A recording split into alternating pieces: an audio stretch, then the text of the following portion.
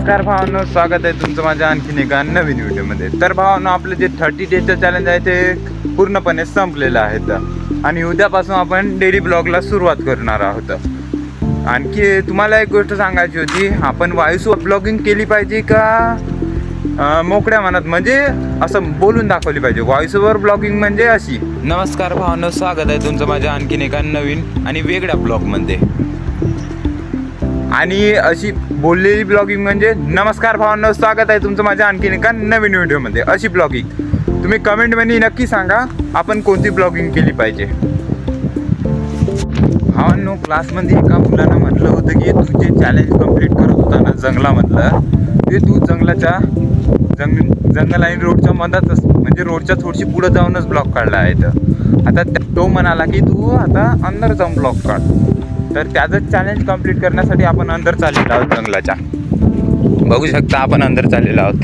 त्या दानीनंच चाललेलो आहोत, कारण की इकडून तिकडून रस्ता खूप अवघड आहे. पाहू शकता आपण दानीनंच चाललेलो आहोत जंगलाच्या आत. एवढी काही भीती वाटून नाही राहिली. आपण भिणार आहोत का? आपण कधीच भीत नाही कोणत्याच गोष्टीला आणि कोणत्याच विषयाला, म्हणून असं बिंदासपणे ब्लॉग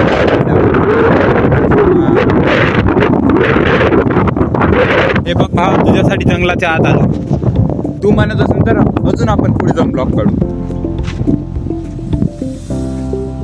आता तर भावनो, आभार खूप झालेला आहे. तर आता उन्हाळा चालू आहे ना, इकडं आभार होऊन राहिले आहेत.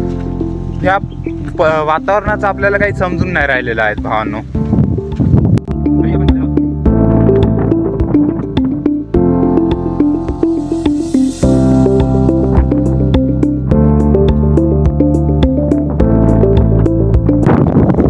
हे बघ भावा, तुझ्यासाठी एकदम जंगलाच्या मधोमध्ये आलेलो आहोत ना. इथून तुम्हाला रोड दिसून राहिला आहे. ह्या एक रोड दिसून राहिला कच्चा. याच्यावर तर तुम्हाला काही दिसून नाही राहिले. पुरं झाडझुडपं दिसून राहिले आहे तुम्हाला.